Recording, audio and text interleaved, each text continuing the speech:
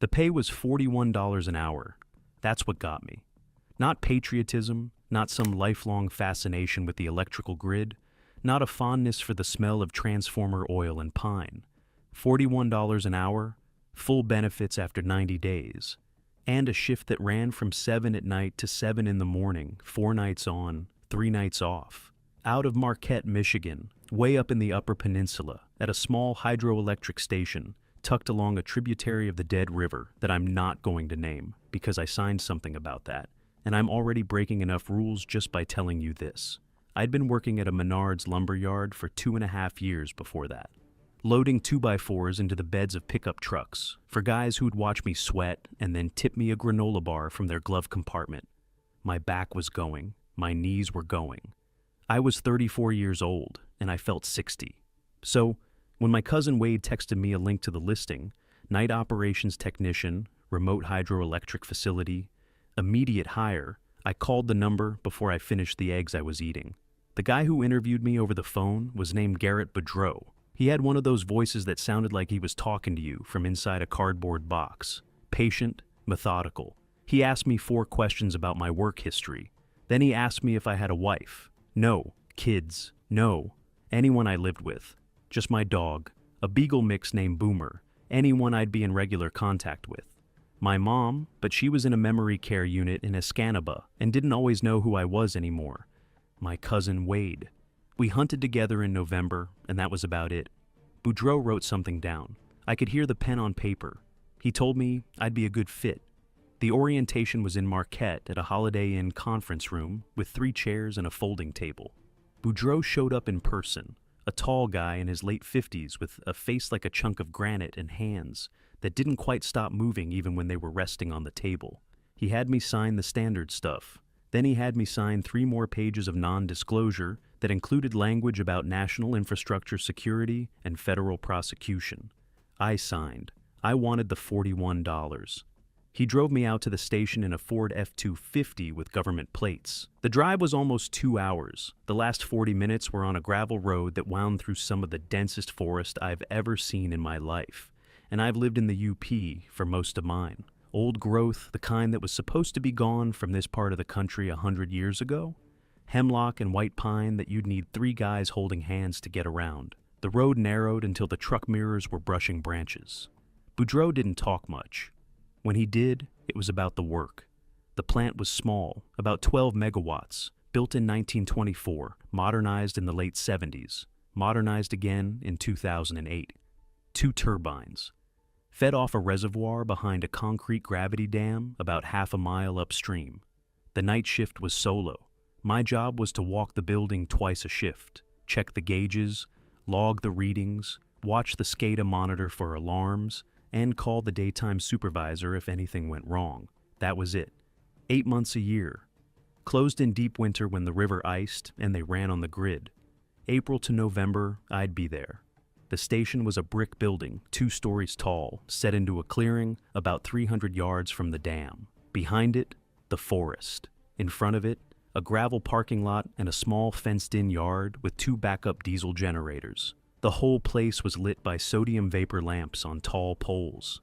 The light was that sick orange that turns everything the color of old urine. There was a single-wide trailer behind the building, where the night shift guy slept on his 3 off days. That would be me. Inside, the place smelled like ozone and machine oil, and something underneath that I couldn't quite place. Something stale. Boudreau walked me through the control room, the turbine hall, the maintenance shop, the breaker room. Then he took me back to the control room and sat me down at the desk and handed me a laminated card. "These are the rules," he said. "You memorize them. You don't write them down anywhere except in your own head. You don't talk about them with anyone outside this facility. The day crew knows them. The maintenance contractors don't. The state inspectors definitely don't. You understand?" I said I understood. He handed me the card. There were 7 rules. 1. Lock the exterior doors at sundown. All of them. Check them twice. 2. If the SCADA system shows an alarm on turbine 2 between the hours of 11 p.m. and 4 a.m., do not investigate immediately. Wait 15 minutes. If the alarm clears, log it and move on. If it does not clear, follow the procedure in the binder. 3. Do not enter the dam access tunnel after dark for any reason.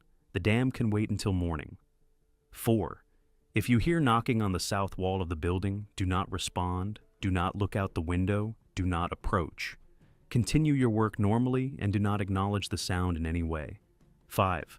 The maintenance shop has a back door that opens onto the forest. This door is to remain locked at all times. If you find it unlocked, lock it. If you find it open, close it and lock it. Do not look out into the trees while you are doing this. 6. At some point during your shift, you may see a deer standing in the parking lot. It will be looking at the building. Do not look at it for more than a second. Do not approach it. Do not try to scare it off. Continue your work and ignore it. It is not a deer. 7.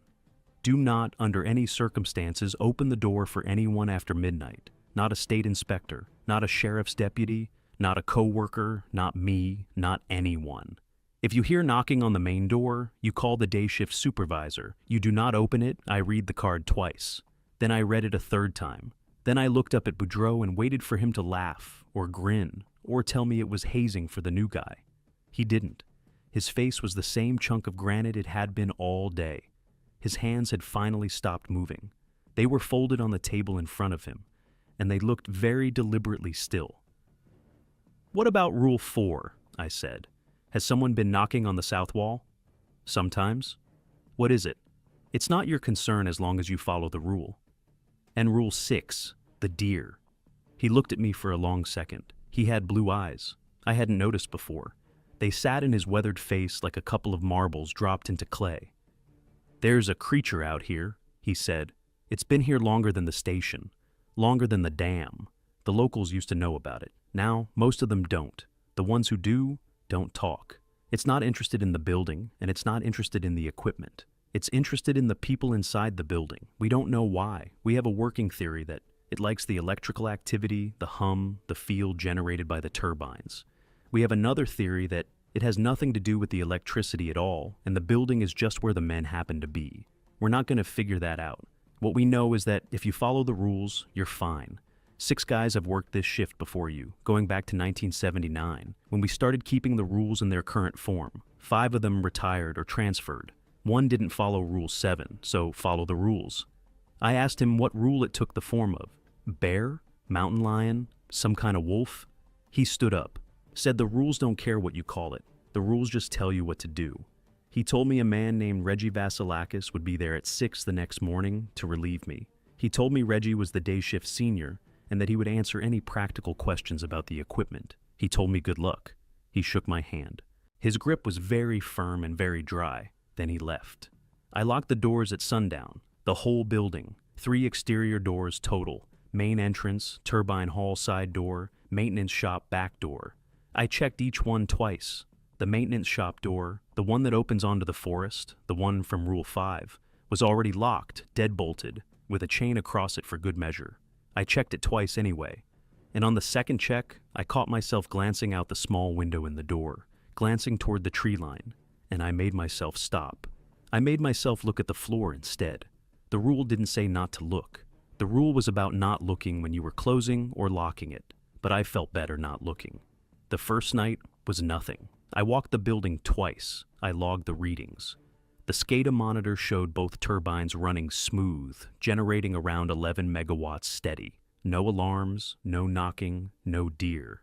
I made coffee in the little kitchenette next to the control room. I read most of a book Wade had loaned me, a western about a horse thief, and I caught myself reading the same paragraph 6 times because I kept listening for something, anything, that might be the start of one of the rules coming true. At 4 a.m., I almost convinced myself the whole thing had been some elaborate joke, hazing the new guy. I almost laughed about it. At 4:17 a.m., something heavy walked across the gravel of the parking lot. I heard it through the wall of the control room, slow, deliberate footsteps. Crunch, crunch, crunch. The spacing was wrong, too far apart. Whatever it was had a long stride. I sat at the desk and stared at the wall and listened. And I did not get up to look out the window because no rule told me what to do about something walking through the parking lot. But every rule on the card seemed to be telling me, between the lines, that this was a night for rules. The footsteps crossed the parking lot, paused for about 30 seconds in front of the building, then continued around the south side. I heard them on the south wall side, where Rule 4 lived. I held my breath. I didn't hear knocking. I just heard the footsteps continue, around to the back of the building, toward the river. Then they faded. I sat at the desk for another hour, and watched the SCADA monitor, and tried to make my hands stop trembling. They didn't stop until the sun came up. Reggie showed up at 6. He was a short, thick guy in his 50s with a gray mustache and a coffee thermos the size of a small artillery shell. He came in through the main door, and he asked me how my first night was. I told him fine. I told him I heard footsteps around 4. He nodded like he'd expected that.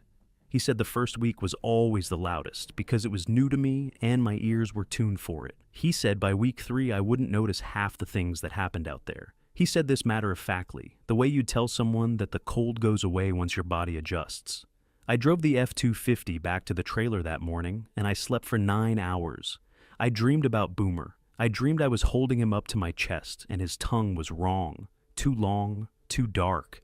And when I looked at his face, it wasn't a dog face anymore. It was something else. And the eyes in it were the eyes my mother had on the bad days at the memory care unit. The eyes that didn't know me. I woke up at 4 in the afternoon and walked outside the trailer and stood in the gravel and watched the sun come down over the trees, and the trees were absolutely still. No wind, no birds, just the trees. Night 2 was nothing. Night 3 was nothing. Night 4, I almost forgot about the rules. And then at 11:23 p.m., the SCADA system threw an alarm on turbine 2. I sat up straight at the desk. The alarm was a slow, even beep. Yellow, not red. Voltage fluctuation. Not a shutdown, just a warning. Rule 2. Wait 15 minutes. I looked at the clock. I sat there and watched the alarm beep at me for what felt like an hour and was actually 15 minutes. At 11:38 p.m., the alarm cleared on its own. The voltage steadied. I logged it in the binder. Turbine 2, voltage fluctuation, 11:23 to 11:38, self-cleared.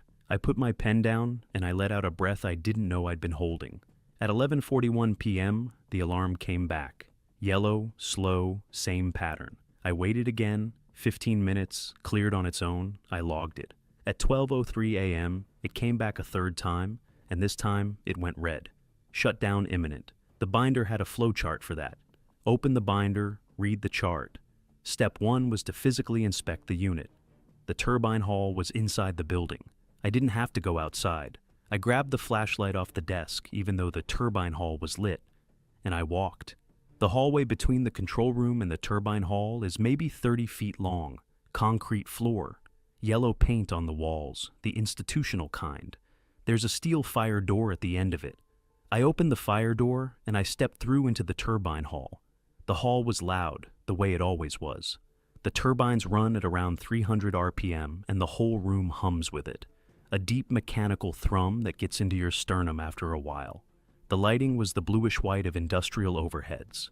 Turbine 1 was running fine. Turbine 2 was the one to my right, the larger of the two, the older. I walked toward it with the flashlight in my hand, even though I didn't need it. The smell in the room was the smell of the whole building, ozone and machine oil, but stronger here and underneath it. A third smell that I hadn't noticed on the tour. Damp. Like a basement that hadn't dried out in 100 years. I'd been told once by a guy at Menards that turbine halls sometimes get a little condensation from the river running underneath. I told myself that was it. The gauges on turbine 2 were fine. Pressure was good, oil was good, temperature was good. The alarm was still going on the SCADA in the control room, but standing here looking at the actual machine, nothing was wrong with it.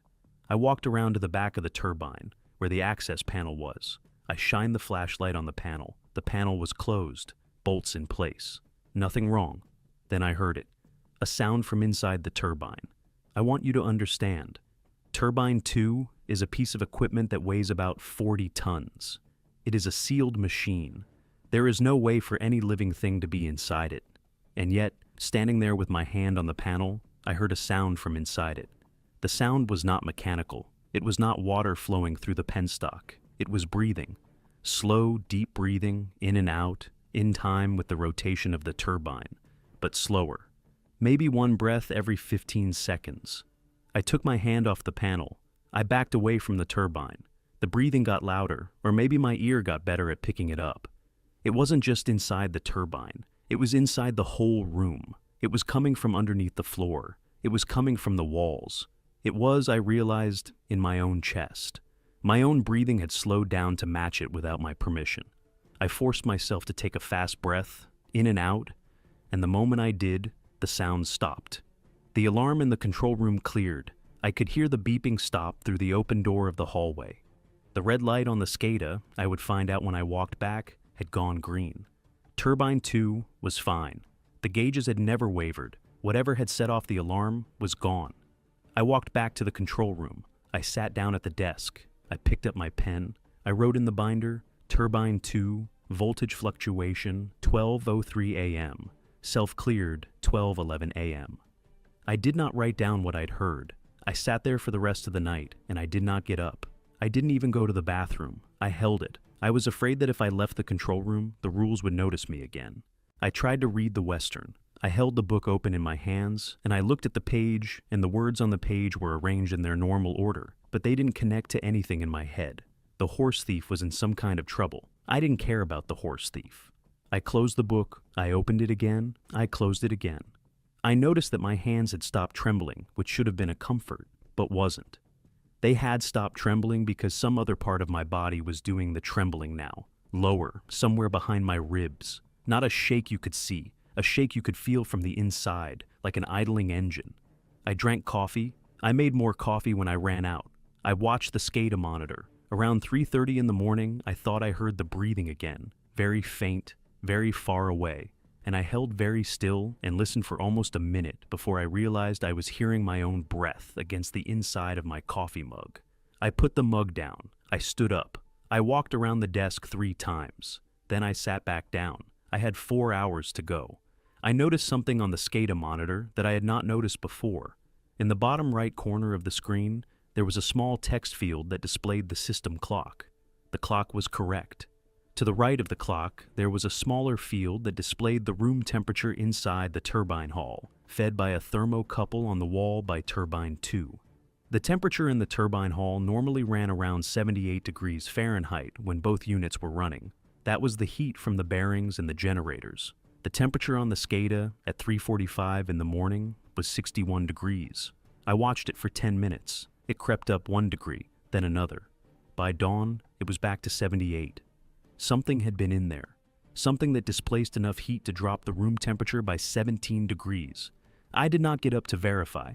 I did not walk to the turbine hall. I did not open the fire door.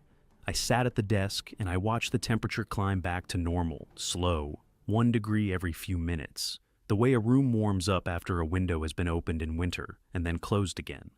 When Reggie came in at 6, he looked at the binder, saw the 3 turbine 2 entries, and he didn't say anything for a long time. Then he said, "Did you go in the hall?" "Just to inspect." "The binder says inspect." "It does, yeah." He took a long drink from his thermos. "You hear anything in there?" I looked at him. "It's all right to say," he said. "Just between us. I'm not testing you." Breathing.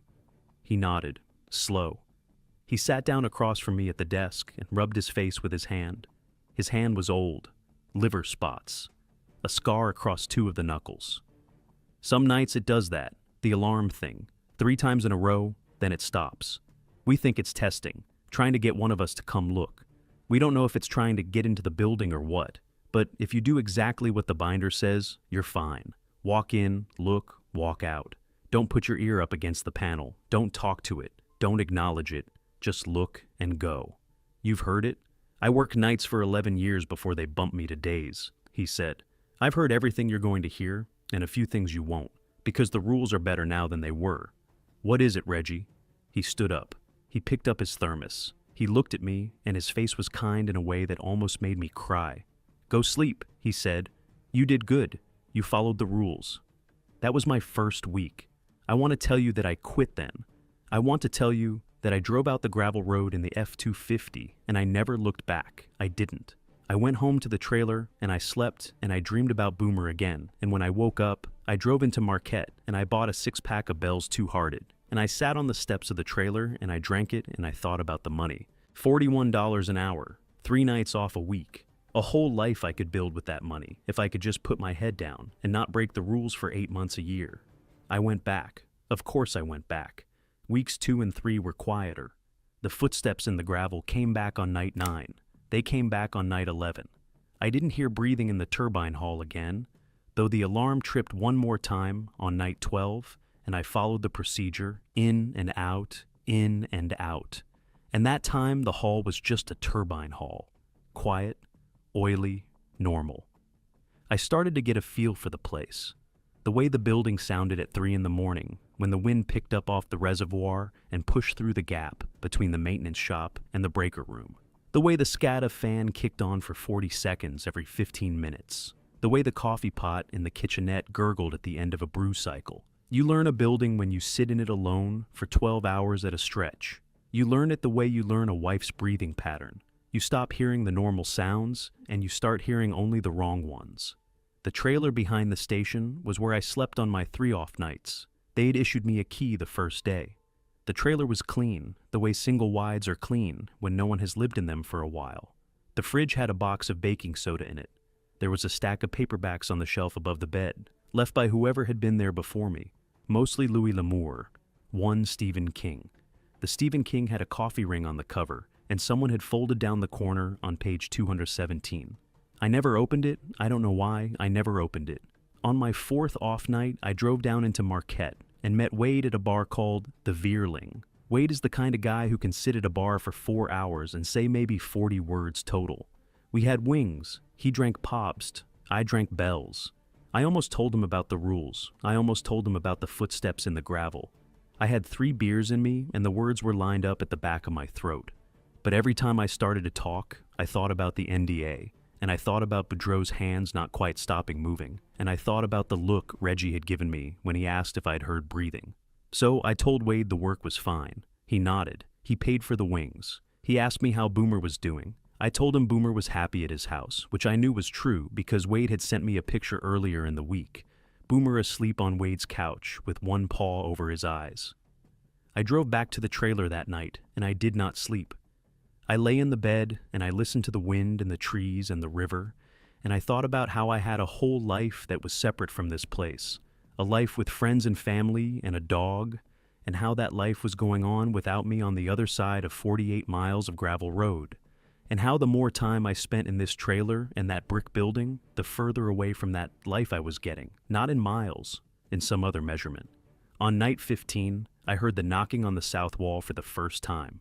It was 1:14 in the morning. I was reading the binder, going over the maintenance schedule, when I heard 3 slow, deliberate knocks on the south wall of the control room. Not loud, not soft. The kind a person makes on a front door. 3 knocks, then silence. Rule 4. Do not respond. Do not look out the window. Do not approach. Continue your work normally, and do not acknowledge the sound in any way.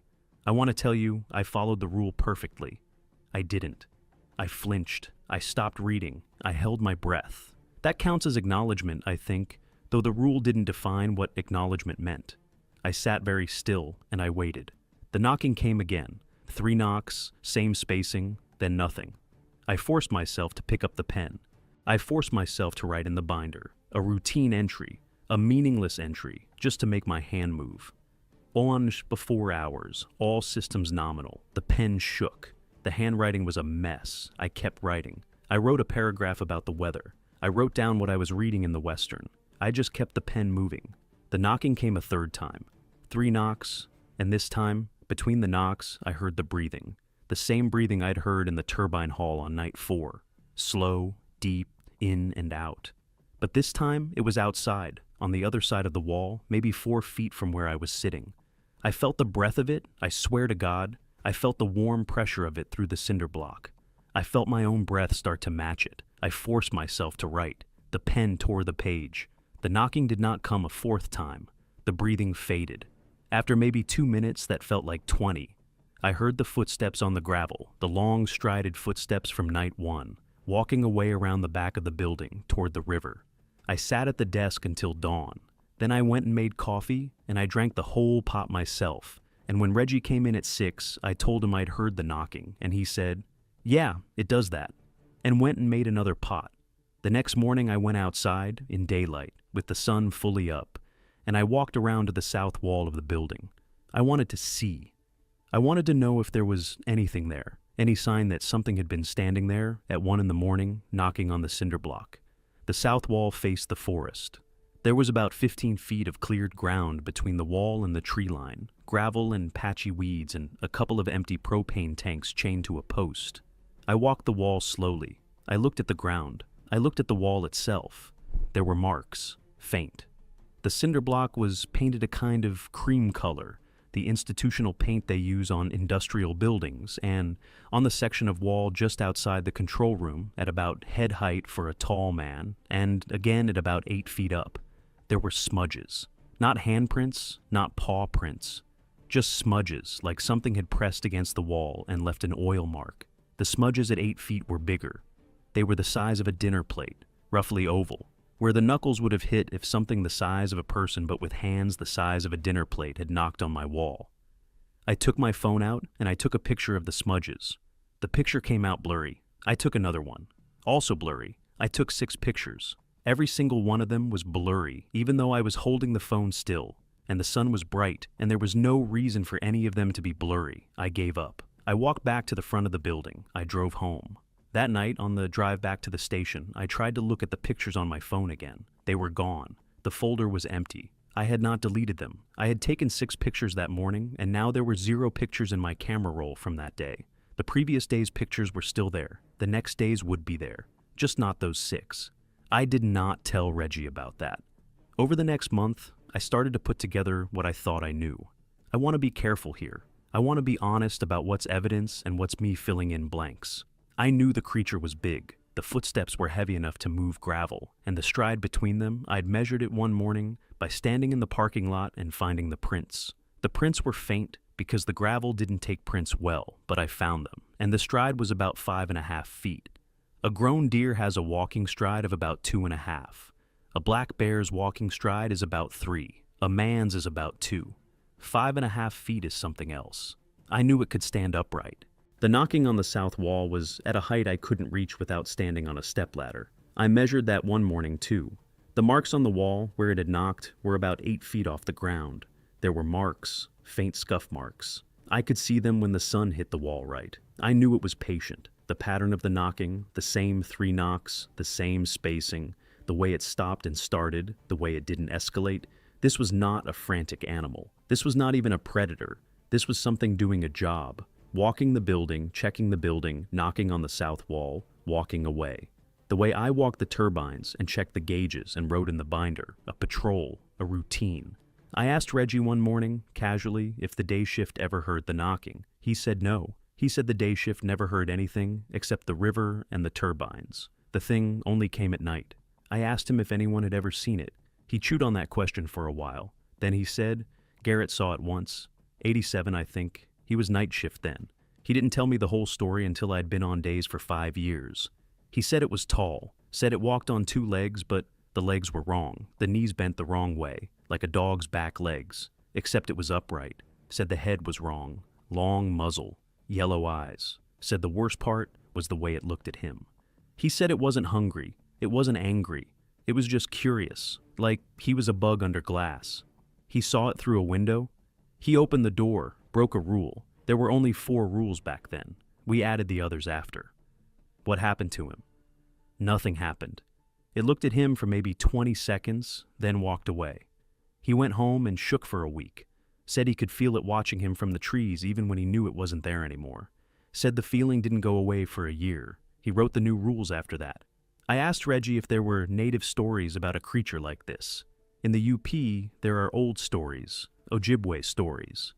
I knew some of them from school. He looked at me like I'd asked him a personal question. Then he said, "There's stories." The old people called it a few different things. None of the names mean exactly the same thing in English. The closest one is something like the upright dog.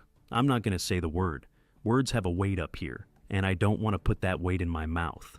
The upright dog, like a DOGMAN. He shrugged. Call it what you want. The rules don't care. I started reading on my days off. I was careful about it. I didn't want my search history to look weird if anyone ever looked at it. Though I don't know who I thought might be looking. I went to the public library in Marquette, and I read books, not web pages, real paper. There's a folklore section on the second floor. What I found, in pieces, scattered across a dozen books, was that the upright dog wasn't just an Ojibwe story. The Lakota had a version, the Cree had a version, the Iroquois had a version. The stories disagreed on a lot, but they agreed on a few things. The creature walked on two legs. It had the head and the spirit of a wolf or a dog, but the bearing of a man. It was very old. It was not malevolent in the way a Wendigo was malevolent. It did not eat people. It guarded. It watched. It was a sentinel. The stories said it lived in places where the earth was thin, where the boundary between this world and another was worn down by water, or by stone, or by something very old beneath the ground. The stories said it had been there before the people came, and it would be there after the people left. The stories said you did not speak to it. You did not look at it for too long. You let it pass. The hydroelectric station was built on what used to be a small lake. The river had been dammed in 1924, but the lake had been there for thousands of years before that. I found a book on the regional geology of the western UP, and there was a brief section on the Dead River drainage. The lake bed was situated on a fault. Not a big one, not the kind that causes earthquakes, but a deep one, an old one. The book used the phrase basement rock. The basement rock under the lake was some of the oldest exposed Precambrian shield in North America, 2.5 billion years old. The earth there was thin in the sense that there wasn't much sediment on top of it. The ancient rock was close to the surface. The book didn't say anything about boundaries between worlds. The book was a geology book, but I sat with it for a long time on the second floor of the Marquette Public Library. And I thought about what Reggie had said, and what the Ojibwe and Lakota and Cree had said, and I thought about the breathing in the turbine hall, and I closed the book and went home. Night 31 was the night I broke Rule 6. I want to back up. I want to be careful with this part because I am still not entirely sure what happened on night 31, and I want to give you the chance to make up your own mind. It was a Tuesday, mid-July. The night was warm by UP standards, maybe 65 degrees, and the air was thick with bugs. I had walked the building once, around 9. I'd been at the desk for a couple of hours, and I was eating a hot pocket out of the microwave when I caught movement out the window of the control room. The window looks out over the parking lot. The sodium lights were on. I saw something move at the edge of the light, near the gate where the gravel road came in. I looked up. It was a deer, a white-tailed buck, big rack, 8 points, standing at the edge of the parking lot, looking at the building. Rule 6, do not look at it for more than a second. I want you to understand. I had been thinking about Rule 6 for 30 days. I had been turning it over in my head every night. I had been wondering, when I saw it, would I know? Would the deer be obvious? Would there be something wrong with it? Or would I have to use the rule preemptively, look away from every deer just in case? I had decided that I would treat every deer in the parking lot as the deer, even if it was a normal deer, and I would just follow the rule. I looked at it for less than a second, then I looked away. I looked down at my hot pocket. I made myself chew. I made myself swallow. I told myself I would not look up again until I had finished the hot pocket. I ate the hot pocket slowly. I did not look up. When I did look up, maybe 2 minutes later, the deer was closer. It had moved to the middle of the parking lot, still looking at the building, still standing. I looked away again. I want to tell you that the rule was easy to follow. It wasn't. There is something in the human brain that wants to look, that wants to verify, that wants to confirm a threat with its own eyes. I had to fight my own eyes. I had to physically turn my head and stare at the SCADA monitor and force myself to read every gauge, every readout, every line of text on the screen. My peripheral vision kept catching motion outside the window.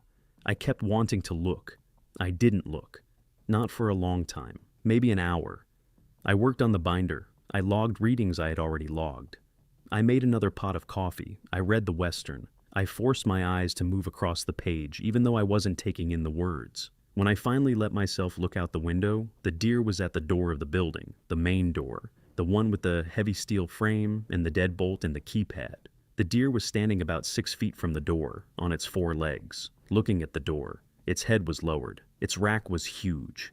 It was not afraid of the building. It was studying the building. I made the mistake. I looked at it for too long. Maybe 3 seconds. In those 3 seconds, I saw it. I saw what was wrong with it. The head was right. The body was right. The legs were right, but the eyes. The eyes were not deer eyes. They were not the dark, wet, side-set eyes that a deer has. They were forward-facing. They were yellow. And they were looking right at me through the window of the control room. The deer saw me see it. It stood up. I want you to understand what I mean. I do not mean that it reared up on its hind legs the way a deer sometimes does when it's startled. I mean that the deer changed. The shape of it changed. The front legs were not front legs anymore. They were arms. The hind legs were not hind legs anymore. They were legs. The head stayed the head, with the rack on it, the 8 points, but the body underneath the head reorganized itself in less than a second. And what stood up in the middle of my parking lot, looking at the window of my control room, was a creature about 8 feet tall on 2 legs, with the head of a deer and the body of something not a deer, with yellow forward-facing eyes and arms that ended in hands and hands that ended in claws. It looked at me. I looked at it. I had broken the rule. I had looked too long. I had given it whatever it had been waiting for. I am going to pause here for now. I need to drink some water. I need to think about how to say the rest of this. All right, I'm back. The deer thing, the thing that had been wearing the deer like a coat, stood in the parking lot and looked at me through the window for what I now estimate was about 10 seconds. I could not move. I could not look away a second time. The rule had already been broken, and I think on some level, I understood that breaking the rule a second time would not help. The damage was done.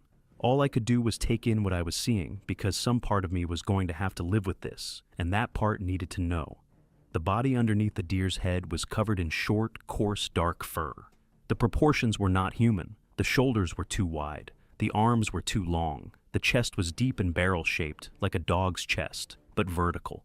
The legs bent at the knee the wrong way, the way Boudreaux had described a Reggie 38 years ago, like a dog standing up on its back legs, except the back legs were straight enough to hold the body upright comfortably. The hands were the worst part. The hands were like a man's hands with thick black claws on the ends of the fingers. The thumbs were opposable. The head was a deer's head. The rack was a deer's rack. But the eyes in the head were not the deer's eyes. The eyes were yellow, and they were the eyes of the upright dog, and I understood, looking at the creature in my parking lot, that the deer head was a costume, something it had put on, something it had used to get close to the building. The deer had not been a real deer. It had been the creature wearing a real deer. I do not know how that is possible. I do not know if the deer was alive when the creature put it on. I do not want to know. After 10 seconds, the creature did something that I have replayed in my head every night since. It raised one of its hands, slowly, deliberately. It raised the hand to the level of its deer head face, and then, with the long black claw on the index finger of its hand, it tapped the side of its deer head face. 3 slow taps, right next to one of the yellow eyes. The taps were the same rhythm as the knocking on the south wall. It was telling me. It was telling me what the knocking was. The knocking was this. The knocking was the creature, standing on the other side of my wall, tapping its own head, asking me to come out and see. I had not gone out. I had followed Rule 4. I had not looked. So, tonight it had come around to the front of the building, where Rule 4 did not apply, and it had put on a deer, and it had waited for me to look. I had looked. The creature lowered its hand. It tilted the deer head slightly to one side, the way a dog does when it's trying to understand a word you've said. Then it turned, slowly, with no hurry at all, and walked back across the parking lot on its 2 legs, with the deer head bobbing slightly with each step. It walked past the gate. It walked into the trees. The forest swallowed it. I sat at the desk for a long time. I did not move. I did not write in the binder. I did not drink the coffee. I just sat there. After maybe an hour, I got up and went to the bathroom and threw up the hot pocket. Then I sat back down at the desk. I picked up the laminated card. I read all 7 rules again. I had broken Rule 6. I had looked for longer than a second. I had looked for 10 seconds, and then I had looked for another 10 seconds while the creature showed me what it was. I did not know what would happen now. The card did not say. The card said what to do, not what would happen if you didn't.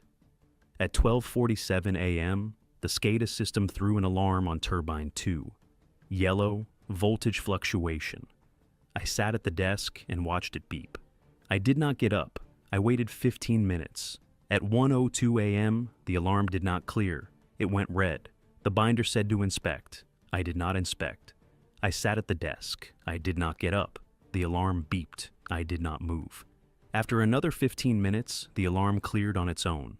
The SCADA showed turbine 2 operating normally. The gauges had never wavered. I never wrote it in the binder. I do not know if anyone has ever checked. At 1:23 a.m., the knocking started on the south wall. 3 knocks. The same rhythm as the taps on the deer head. I did not respond. At 1:24 a.m., the knocking moved to the east wall. 3 knocks. I did not respond. At 1:25 a.m., the knocking moved to the north wall.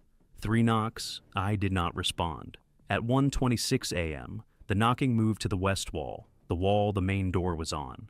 3 knocks on the door itself. The heavy steel frame, the deadbolt, the keypad. I did not respond. The knocking stopped. The footsteps started, slow and patient, walking around the building. Crunch, crunch, crunch, the long stride. The creature walked around the building twice. Then it stopped at the south wall, the same place it always started, and it knocked once more. 3 knocks. And then I heard it speak. I want to be careful here. I want to be honest. I do not know if what I heard was a voice. I know it was a sound that came out of a throat. I know the sound had shape. I know the shape was the shape of words. But I do not think the throat that made the sound was a throat designed for human language, and I do not think the words that the sound shaped were words I was meant to hear with my ears. What I heard, what I remember hearing, was my own name, the full name, first, middle, last, spoken slowly, each syllable held longer than it needed to be. The voice was deep. The voice was male. The voice was patient. I did not respond. Rule 4. Do not acknowledge. The voice spoke my name a second time. I did not respond. The voice spoke a third time, and the third thing it said was not my name. It was a sentence, a short one. I am going to tell you what it said, even though every part of me is telling me not to write it down. The voice said, "Come outside." I did not respond. I do not know how. I do not know how I sat there at that desk and did not get up and walk to the door and open it. Some part of me wanted to. Some part of me wanted to see the creature again, all the way, without a window between us. Some part of me wanted to understand. The other part of me, the part that had read all the rules on the laminated card, kept me in the chair. The voice did not speak again. The footsteps started up. They walked away from the south wall, around the back of the building, toward the river. They faded. Then, much later, maybe an hour later, there was a knock on the main door. 3 knocks, slow, even, the kind a person makes on a front door. Rule 7. Do not open the door for anyone after midnight. I did not respond. The knocking came again. 3 knocks. I did not respond. The knocking came a third time, and then I heard a voice through the door. The voice said, "It's Garrett. I need you to open the door." The voice sounded exactly like Boudreaux. Exactly. The same patient, methodical, cardboard box voice he'd interviewed me with. The same voice he'd given me the rules with. The voice that had told me, eyes serious and steady, that under no circumstances was I to open the door for anyone after midnight, including him. I sat at the desk. I did not get up. The voice said, "I know you can hear me. I need you to open the door. There's a problem with the dam. It's not in the rule book. I need you to come out and help me." The voice was very good. It had the right inflection. It had the right pauses. It had the right small clearing of the throat that Boudreaux did between sentences. I did not respond. The voice tried for about 10 minutes. It said things that should have worked. It said that my mother was on the phone in the truck and needed to talk to me. It said that Wade had been in an accident. It said that Reggie had had a heart attack and was bleeding in the parking lot. It said many things, and the voice was Boudreaux's voice the whole time. And I sat at the desk, and I did not move, and I did not respond, and I did not open the door. The voice changed at the end. It was the last thing I heard before the footsteps walked away for the final time. The voice dropped into something deeper. The patient cardboard box quality went away. What I heard, in the last sentence the voice spoke, was something not human. The shape of the sentence was still English. The words were still words I knew. But the throat behind the words was not Boudreaux's throat. It was the same throat that had spoken my name. The voice said simply, "All right, good night." Then the footsteps, the long stride, walking away, around the building, toward the river, fading. I sat at the desk until dawn.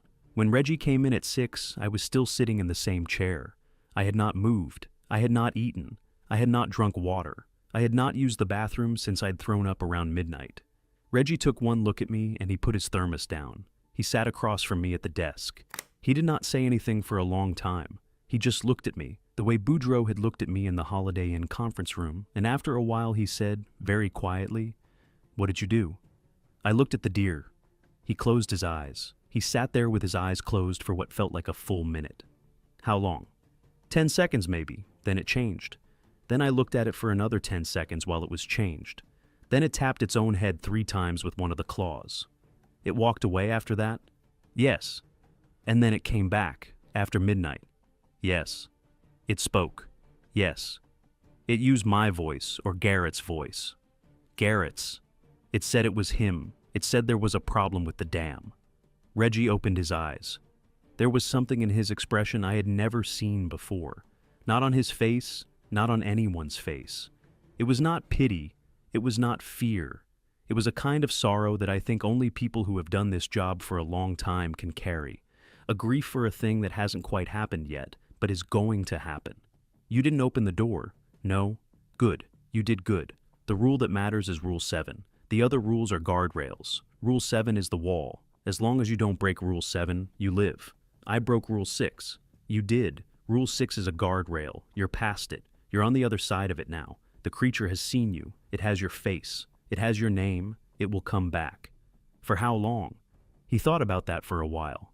Every night you work probably. Sometimes it'll skip a night. Sometimes it'll skip a week. But it will come back, and it will try to get you to open the door.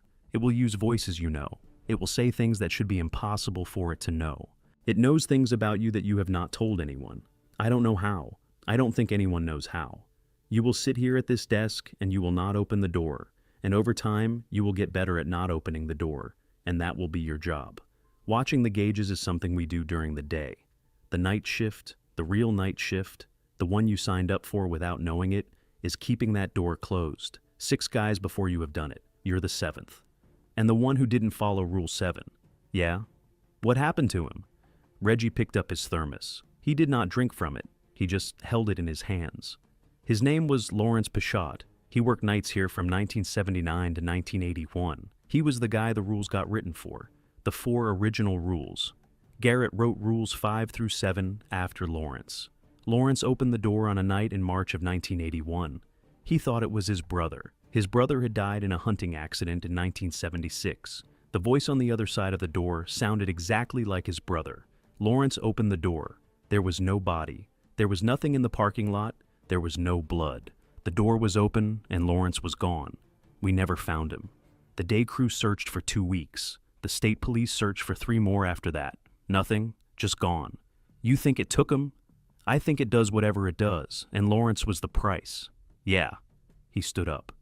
He walked over to the coffee pot. He started a new pot. His hands were steady. They had always been steady, all the years I'd known him, all the months we'd worked together. He poured himself a cup before the pot was done brewing, and the coffee dripped onto the burner and hissed. "I'm not going to tell you to quit," he said. "If you quit, they'll just hire another guy, and that guy will start over with no preparation and probably break a rule in his first week, and we'll lose him too. The way to keep the door closed is for someone to know what they're doing to keep it closed. You know now.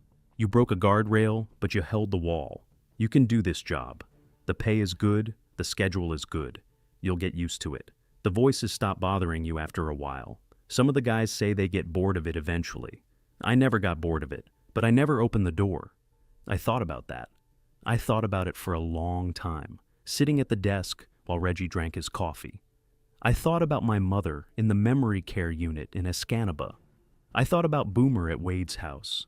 I thought about the $41 an hour and the trailer and the Western I'd been reading and the pile of money I could put away for the 8 months a year I worked here. I thought about the voice that had said my full name. First, middle, last. The middle name is not on any document anyone outside my family has ever seen. I don't put it on forms. I don't list it on social media. My mother knew it. Wade knew it. The creature somehow also knew it. I drove home that morning. I slept. I dreamed about Boomer again. And this time Boomer was the deer head on the creature, and Boomer was looking at me with yellow eyes. and Boomer was tapping his own head with a claw, and I woke up screaming for the first time in my adult life. I drove down to Escanaba that afternoon. It was a 3-hour drive each way, and I didn't have to be back at the station until the next night, and I had the urge to sit in a room with my mother for a while, even if she didn't know who I was, because she was the only person left on Earth who had known me before any of this had started. The memory care unit was a low brick building off a county road, with a parking lot and a small garden out back where the residents could sit when the weather was good. The nurse at the front desk knew me by sight. She said Mom was having a decent day. She said Mom had been asking about her son that morning, but it wasn't clear which son. I have a brother in Oregon. I have an uncle who's been dead since 1999. I have a cousin she sometimes mixed up with both of us. Could have been any of them. I sat with her for 2 hours. She didn't recognize me, but she let me hold her hand, and she told me a long story about her childhood that I had heard maybe 40 times in my life. About a horse her father had owned that had gotten out of its pen one winter and walked 3 miles down the road before they found it.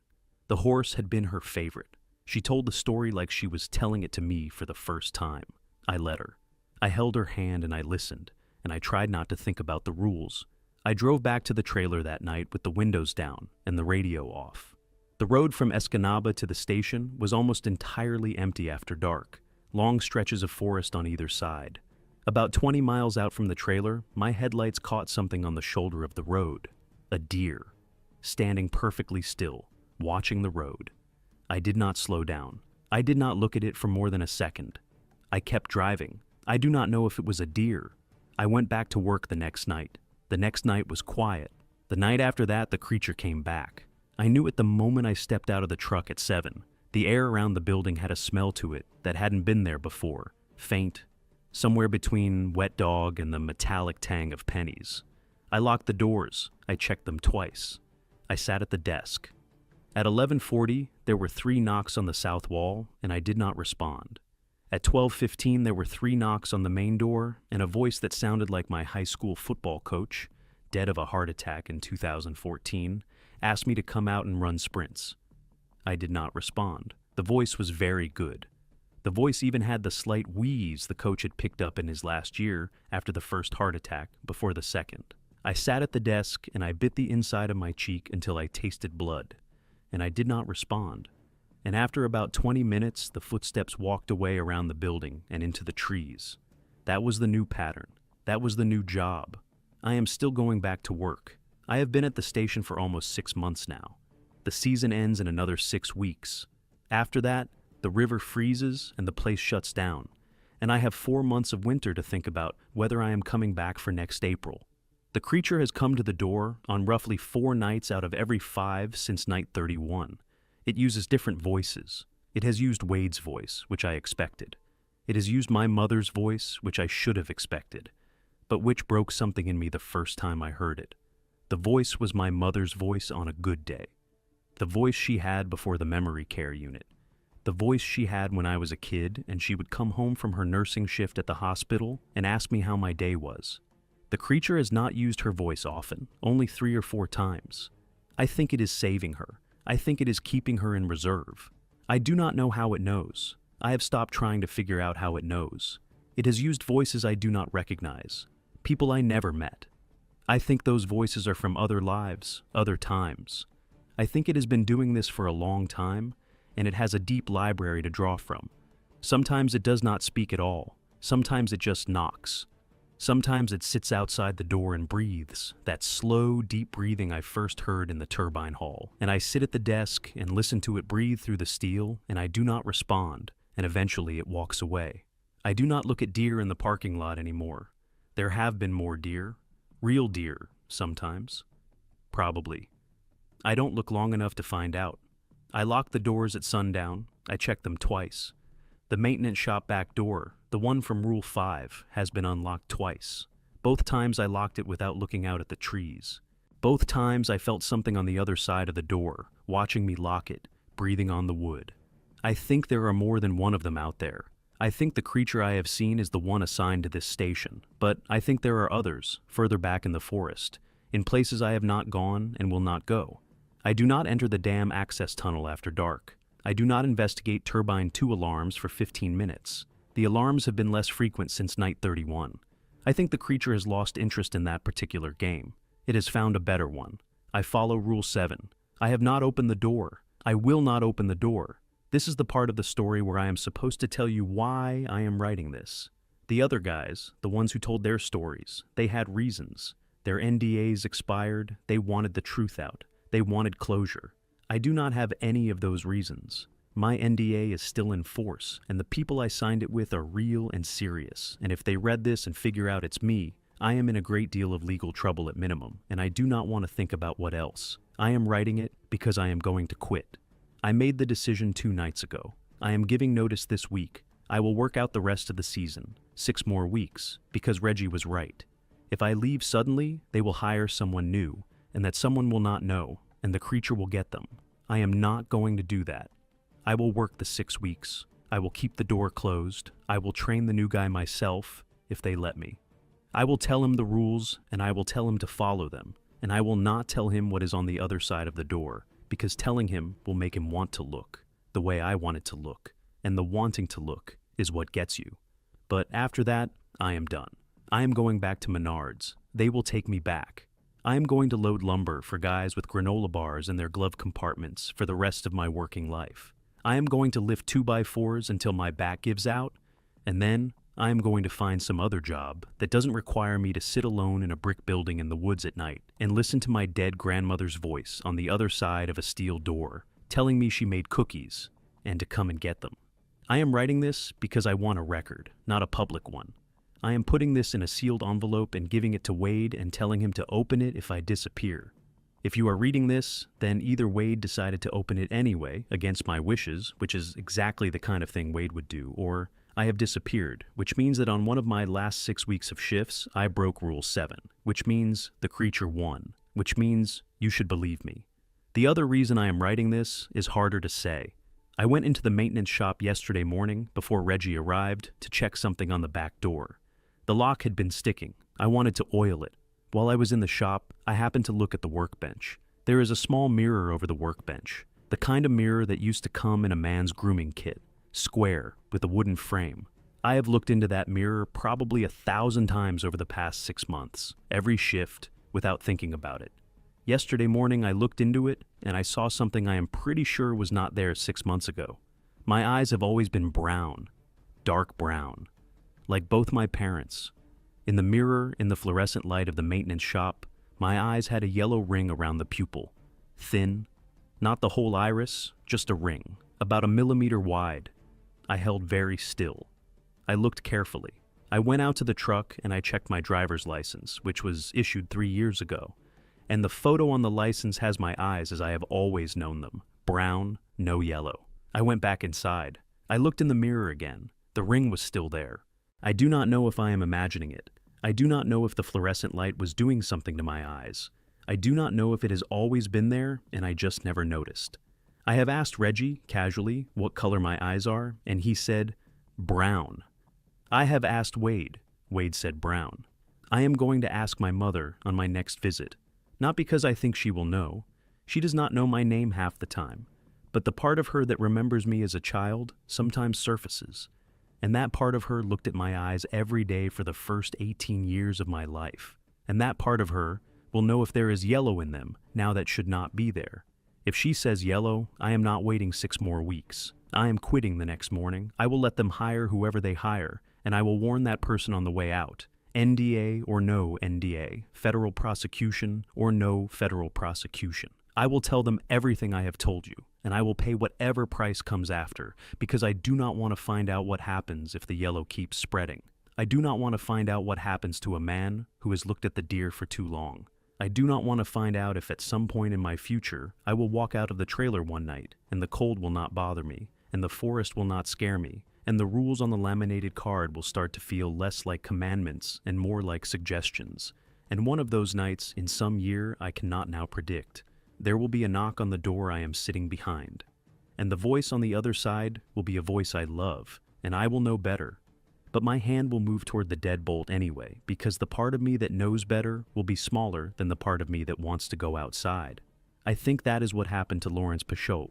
I think by March of 1981, he had been looking at deer for 2 years, and the yellow in his eyes was not a ring anymore, It was the whole iris. And when he heard his brother's voice on the other side of the door, the part of him that was still, Lawrence said, "Don't open it." And the part of him that was something else said, "Open it." And the something else part was bigger. I do not want to be Lawrence. So, I am quitting. 6 weeks, or sooner, if my mother says yellow. If you are reading this and Wade gave it to you, tell him to scatter Boomer's ashes by the river behind his house. Boomer liked that river. Tell my mother, on a good day, that I loved her. Tell her in those exact words, because she will not remember which son I am, but she will remember the feeling of being loved, and that is the part that matters. And if you are ever driving on a gravel road in the Upper Peninsula late at night, and you see lights on in a small brick building, and you see a deer standing in the parking lot looking at the door, keep driving. Do not slow down. Do not roll down your window. Do not look at the deer for more than a second, because the man inside that building is doing a job that has been done by 7 men before him, and he is keeping a door closed, and he does not need any help. And the deer in the parking lot is not a deer, and the thing inside the deer has been there longer than the road you are driving on, longer than the state you are driving through, longer than the country that built the state. It was there before the people came. It will be there after the people leave. The rules just tell us how to share the dark with it for now. I am going to stop here. The sun is coming up, and Reggie will be here in 20 minutes, and I have not yet logged tonight's readings, and I want everything to look normal in the binder when he walks in. I want it to look like a normal night. It was not a normal night. The voice was my middle school English teacher tonight, Mrs. Halverson. She died in 2009. I went to her funeral. The voice on the other side of the door sounded exactly like her. She asked me, very politely, if I had finished my book report. I did not answer. After about 20 minutes, she walked away. I have not thought about Mrs. Halverson in 15 years. I do not know how it found her. I have stopped asking how it finds them. 5 weeks and 6 nights to go. Maybe less. We'll see what my mother says. If she doesn't say yellow, I work the 6 weeks and I walk out and I don't look back. If she says yellow, I leave tomorrow. Either way, I'm done. Either way, this is the last record I'm going to make of any of it. I am putting the pen down now. I am going to drink the rest of this coffee. I am going to log tonight's readings. I am going to look like a normal man who had a normal night. And when Reggie comes through the door at 6, I am going to hand him the binder and say good morning and drive home and try to sleep without dreaming about a deer head on the body of something that should not exist.